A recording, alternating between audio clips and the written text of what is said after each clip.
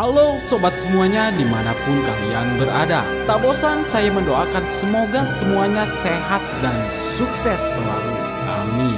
Pada kesempatan kali ini saya akan membahas sebuah film epik berdasarkan kisah nyata mengenai sebuah operasi pendaratan militer yang paling terkenal pada Perang Korea tahun 1950, yang dimana pendaratan itu harus memakan korban jiwa tak sedikit dari pihak Korea Selatan.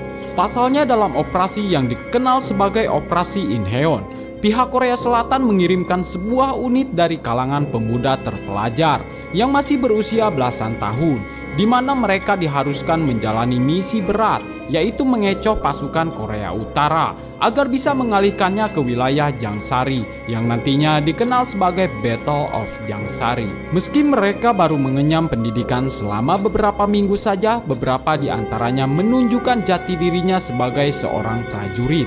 Lalu bagaimana kisah selengkapnya? Langsung saja kita simak alur cerita dari film The Battle of Jangsari.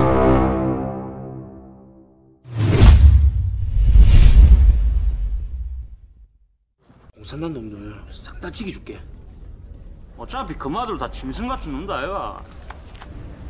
우리가 가는 거 알라나?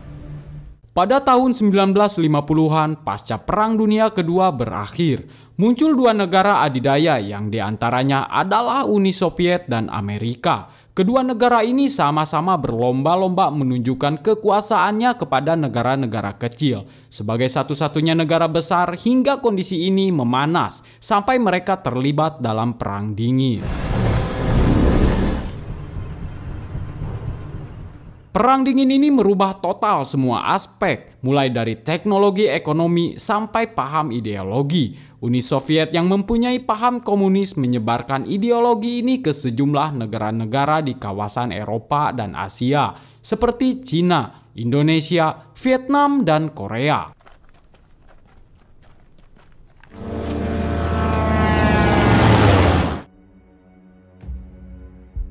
Amerika yang sangat anti terhadap komunis tak mau membiarkan paham itu merajalela, sehingga mereka harus turun tangan dan menjalin hubungan bilateral terhadap negara-negara di kawasan Asia. Seiring berjalannya waktu, keadaan genting itu akhirnya membuat wilayah Korea terbagi menjadi dua, di mana bagian di utara menganut paham komunisme, sementara di selatan menganut paham liberalisme. Dua paham yang sangat berseberangan ini menyebabkan kawasan Korea menjadi arena pertempuran yang dikenal sebagai Battle of Korea.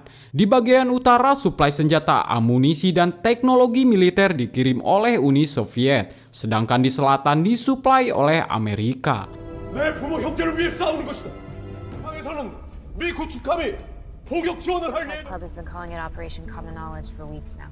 Kala itu salah satu veteran Perang Dunia Kedua yaitu Jenderal MacArthur mencoba membantu Korea Selatan dari serangan frontal Korea Utara, di mana beliau membuat suatu operasi militer yang dikenal sebagai Operasi Incheon. Operasi ini berfokus pada pendaratan pasukan agar bisa memukul mundur pihak lawan. Tetapi sebetulnya operasi ini dikategorikan sebagai operasi pengalihan yang bertujuan mengalihkan pandangan musuh supaya pihak Korea Utara tak bisa mendapatkan wilayah-wilayah strategis.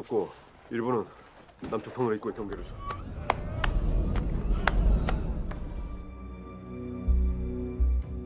Dari beberapa operasi ini, pihak Amerika menginstruksikan kepada Korea Selatan agar bisa mendaratkan pasukannya di wilayah Jangsari. Sebanyak 772 personil dari tentara sukarelawan pelajar. Batalion Gerilya 1 Independen dikerahkan dan dikomandoi oleh seorang perwira berpangkat kapten bernama Lee Myung-sun dari Satuan Angkatan Darat ROK. Mereka semua diangkut oleh kapal tempur Munsan dan diprediksi harus mendarat pada tanggal 13 September sebelum matahari terbit. Namun karena terkendala cuaca buruk, semua rencana yang awalnya akan diprediksi sangat cepat harus tertunda, termasuk bantuan dari udara.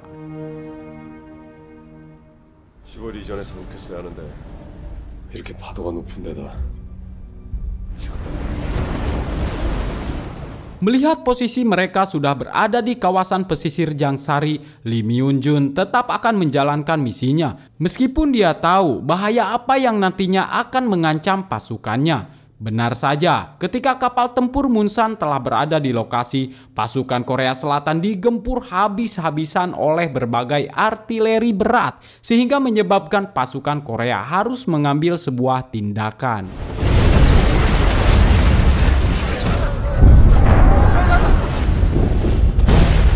Sebagai komandan yang bertanggung jawab atas pasukannya, Lee Myung-jun memanggil salah satu prajuritnya bernama Choi Sung-pil yang menjadi ketua regu dari pasukan kedua dengan membawa misi untuk mengikatkan sebuah tali agar pasukannya bisa menyeberangi laut dan selamat. Tak hanya dia, beberapa prajurit dan senior ikut membantu misi Choi Sung-pil. Tapi sayang, misi itu sangat beresiko yang membuat sebagian prajurit gugur di medan tempur. Setelah Choi Sung-pil berhasil mengikatkan tali, dia mulai memberi tanda kepada atasannya supaya secepatnya mendaratkan pasukan sebelum matahari benar-benar terbit.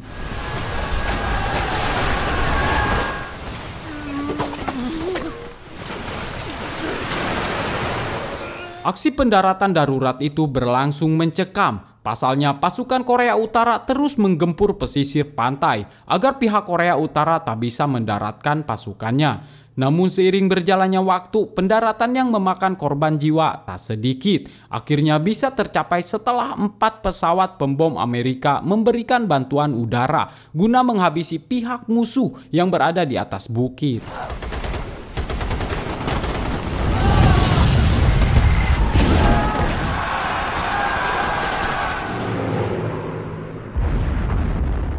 Pada tanggal 14 September pukul 7 pagi, seluruh tentara pelajar yang masih hidup berhasil mendarat. Tapi operasi itu belum selesai. Pasalnya mereka harus menguasai perimeter pertahanan musuh yang berada di atas bukit. Lee Myung-jun memanggil 2 rekannya yang sama-sama dari Satuan Angkatan Darat ROK bernama Sersan Ryu Tae-seok dan Sersan Park Chan-yeon untuk memecah belah pasukannya. Tujuan itu berguna agar bisa menyerang pos-pos pihak musuh yang menggunakan senjata mesin otomatis.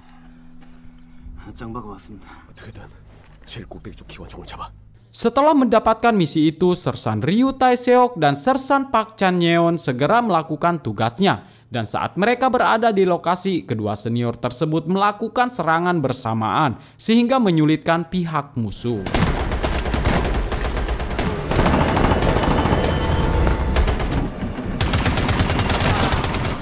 Pertempuran yang sengit itu membuka celah bagi Lee Myung-jun untuk menyerang dari arah depan. Mendapatkan serangan dari berbagai sisi membuat perimeter pertahanan Korea Utara dapat ditembus. Hingga akhirnya Batalion Gerilya 1 Independen mampu menguasai perbukitan. Para tentara pelajar sangat bereforia menyambut kemenangan pertamanya. Pasalnya mereka baru pertama kali terjun di medan perang. Di tempat lain, seorang wanita asal Amerika yang bekerja sebagai jurnalistik bernama Maggie mendapat kabar bahwa pemerintah Korea Selatan sedang mengirimkan tentara pelajar ke zona berbahaya. Sehingga dia segera menemui seorang perwira militer Amerika bernama Kolonel Stephen agar bisa menghentikan misi itu.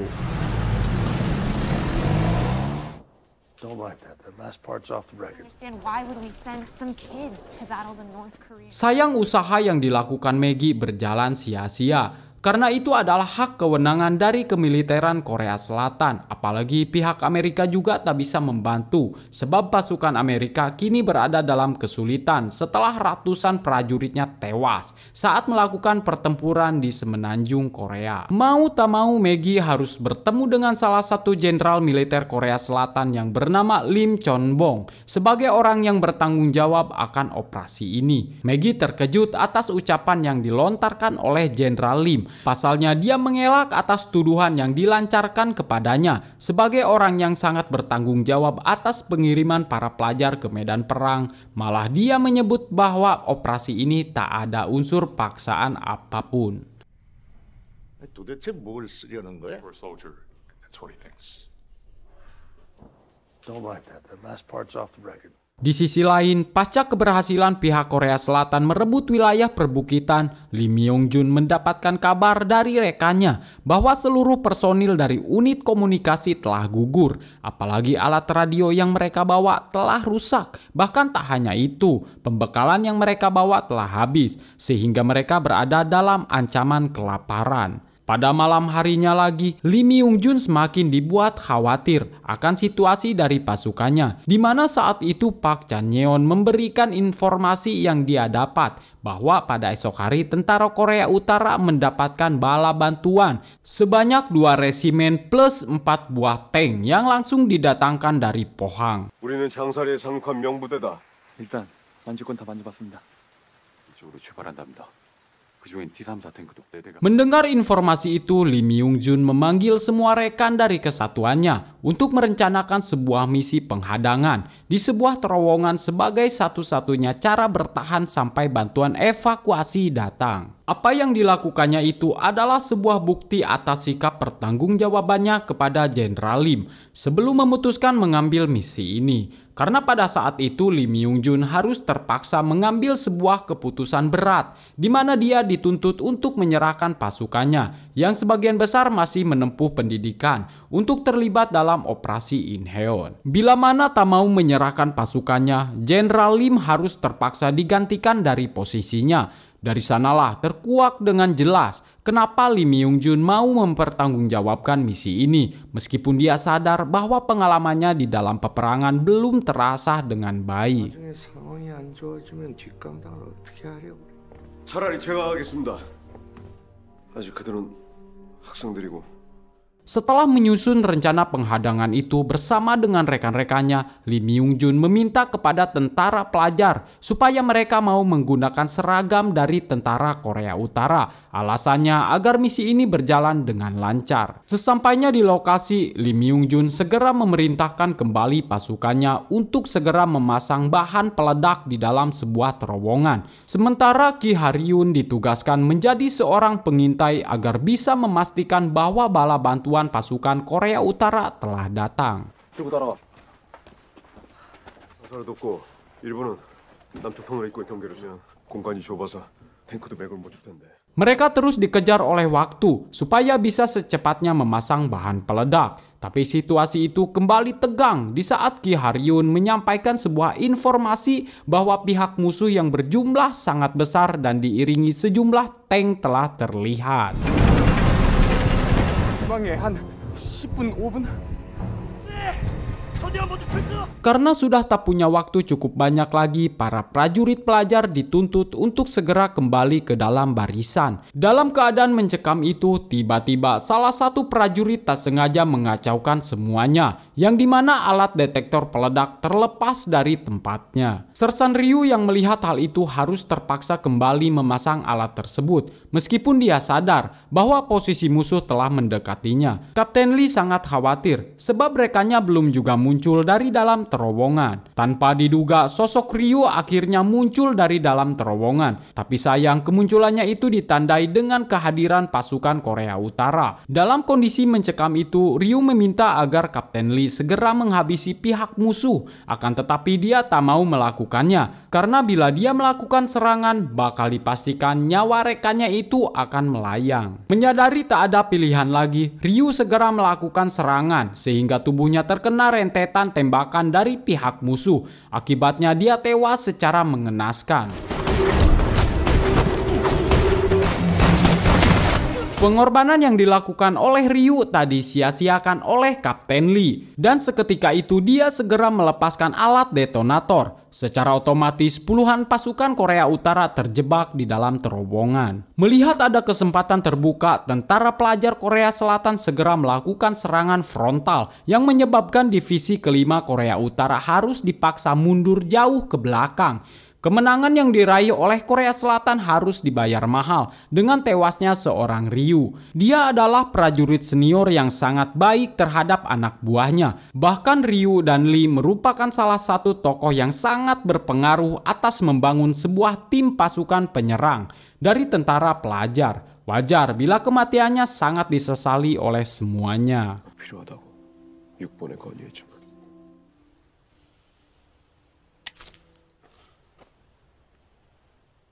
Pasca insiden itu, semua pasukan harus kembali ke pos utama. Dan di tengah perjalanan, salah satu prajurit bernama Moon Jeong-nyeol merasakan nyeri di bahunya setelah mendapatkan luka dari serpihan tembakan dari tank musuh. Choi Sung-pil yang melihat rekannya terluka segera membantunya, dan saat melakukan pengobatan itu sebuah fakta terungkap bahwa Moon Jeong-nyeol ternyata adalah seorang perempuan. Wajar saja bila selama ini dia tak banyak berbicara.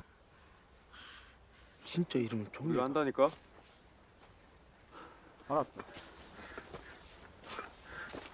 Maka dari itu, Moon Jeong-nyeol meminta agar Choi Sung-pil tak melaporkan identitasnya kepada atasannya. Sebelum matahari tenggelam, Sersan Park memberikan tugas kepada Choi Sung-pil untuk mencarikan makanan karena stok persediaan ransum telah habis. Mendengar rekannya terus dipercayakan oleh para atasan membuat hati Ki Ha-ryun merasa iri, sehingga dia meminta untuk terlibat dalam tugas tersebut.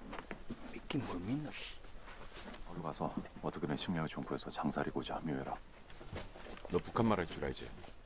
Dalam aksi pencarian makanan itu, regu Choi Sung-pil menemukan sebuah pemukiman yang dimana ternyata pemukiman itu telah dikuasai oleh tentara Korea Utara. Sayang, rencananya untuk mengendap-endap akhirnya diketahui oleh musuh yang membuat Choi Sung-pil harus mengambil sebuah tindakan. Choi Sung-pil memanfaatkan kefasihan gaya berbahasa Korea Utara agar kehadirannya tak dicurigai oleh musuh. Tapi tanpa diduga, situasi itu malah mempertemukan dengan adiknya sendiri yang bernama Choi Jung-pil. Di sanalah terkuak siapakah Choi Sung-pil sebenarnya, bahwa dia adalah seorang imigran yang berasal dari Korea Utara untuk menemukan kehidupan di Korea Selatan. Namun dari informasi itu malah membuat situasi Choi Sung-pil dalam bahaya, yang mana para prajurit Korea Utara menyadari bahwa yang dihadapannya adalah seorang mata-mata. 제필이? Melihat rekannya dalam bahaya, Ki Ha-ryun dan sebagian tentara pelajar segera keluar dari tempat persembunyian. Secara otomatis membuat posisi dari tentara Korea Utara terkepung. Kalah jumlah, Choi Sung-pil meminta agar rekan-rekannya menangkap mereka sebagai tawanan.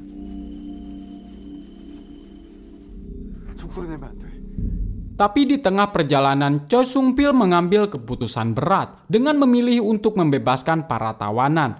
Akibat keputusan itu membuat Ki Ha-ryun merasa emosional. Bahkan dia menuduh Choi Sung-pil sebagai pengkhianat. Tak hanya itu, Ki Ha-ryun juga menodongkan senjata kepada adiknya guna memberitahukan tujuan sebenarnya Choi Sung-pil menjadi tentara Korea Selatan. Dari kondisi tak karuan itu, salah satu tentara Korea Utara memanfaatkan kelengahan dari para tentara Korea Selatan yang membuat dia berencana melawan agar bisa meloloskan diri. Seketika keadaan mulai ricuh dan peperangan skala kecil pun tak terelakkan lagi. Choi Jung-pil yang kini telah memegang senjata tak segan-segan untuk melawan, tapi kakaknya meminta agar adiknya tetap tenang. Sayang, kondisi yang penuh tensi panas tak bisa dihentikan, sehingga tanpa disengaja Ki Ha-ryun melepaskan tembakan ke arah Choi Jung-pil yang membuatnya tewas seketika.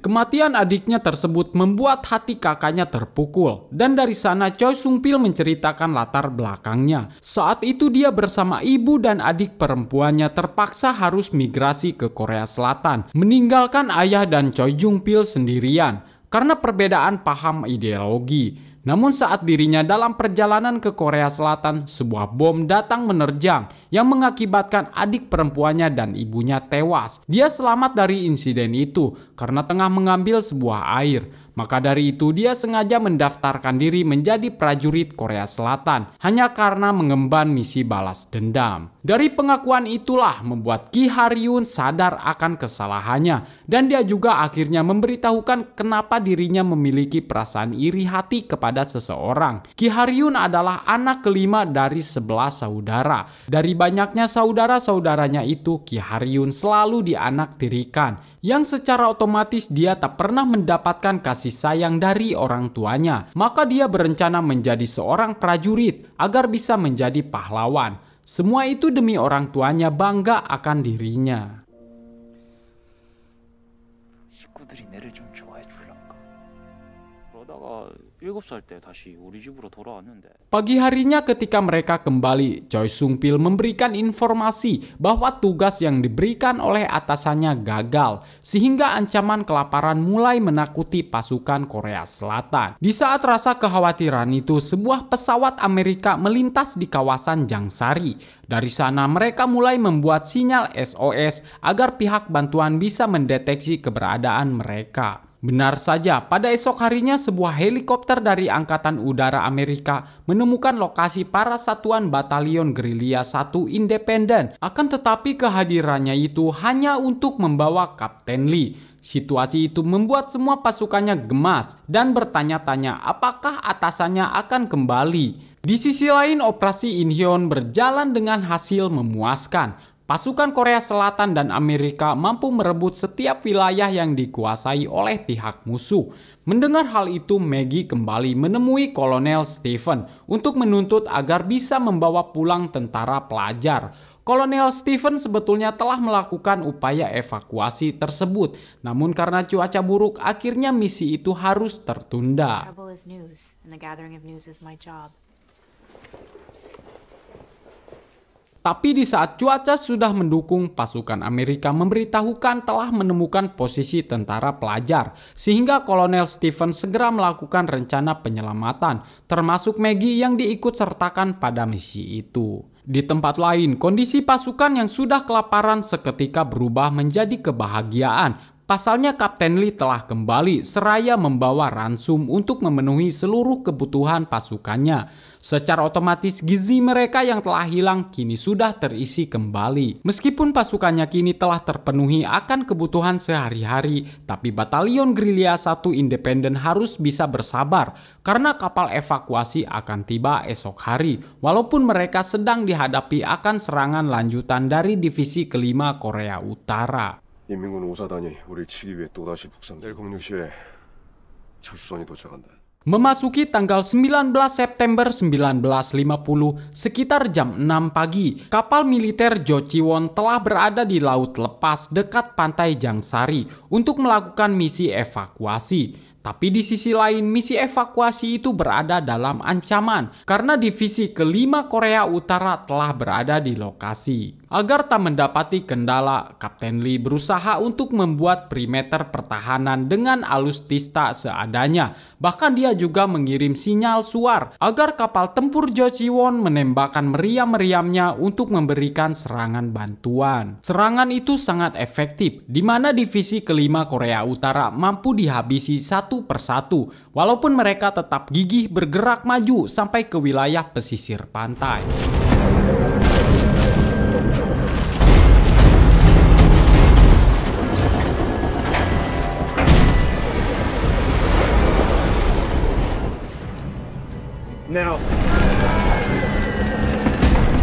Dalam ketegangan itu, Kapten Lee berusaha meminta kepada awak kru Jochiwon agar lebih mendekat. Pasalnya para prajuritnya sebagian besar tak bisa berenang. Sayang, permintaannya ditolak karena mereka tak bisa mendekati zona bahaya. Tapi awak kru Jochiwon akan mengirimkan bantuan berupa beberapa buah kapal kecil untuk mengevakuasi pasukan. Tapi dengan syarat Kapten Lee harus terlebih dahulu memprioritaskan pasukan yang terluka. Merasa sudah tak mempunyai waktu lagi, Kapten Lee segera berlari mendekati pantai untuk menunggu evakuasi. Tapi usahanya tersebut dihadang dengan serangan artileri dari pihak musuh, sehingga beberapa prajuritnya tewas. Bahkan tak hanya itu, para tentara pelajar yang tak bisa mendapatkan tumpangan harus bisa menyelamatkan dirinya masing-masing dengan cara berenang.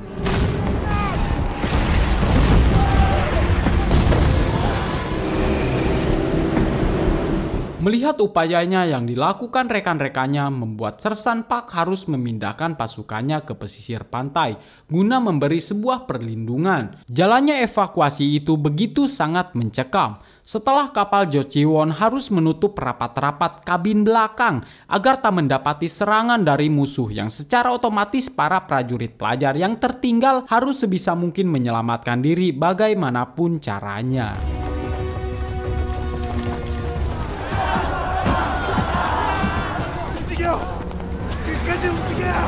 안 된 겁니까? 변호사! Sersan Park yang masih berusaha melindungi para tentara pelajar meminta kepada Choi Sung Pil dan Ki Har-yoon untuk segera meninggalkan tempat ini. Pasalnya dirinya akan berkorban demi masa depan anak buahnya. Namun di balik itu semua, Choi Sung Pil dan Ki Har-yoon tak bisa membiarkan atasannya sendirian, yang secara otomatis keduanya telah memilih untuk mengorbankan jiwa raganya terhadap tanah airnya. Battle of Jangsari memakan lebih ratusan prajurit dari kalangan pelajar Korea Selatan. Tak hanya itu, mereka juga ternyata bisa melakukan aksi heroik seperti seorang prajurit sejati.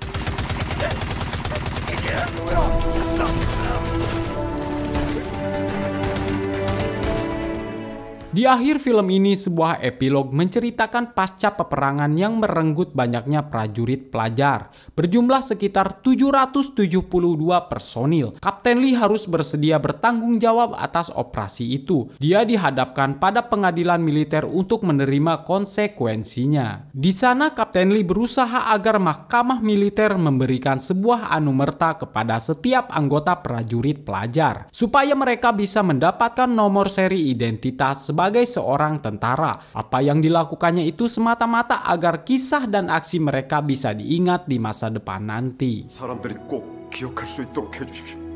청춘들입니다.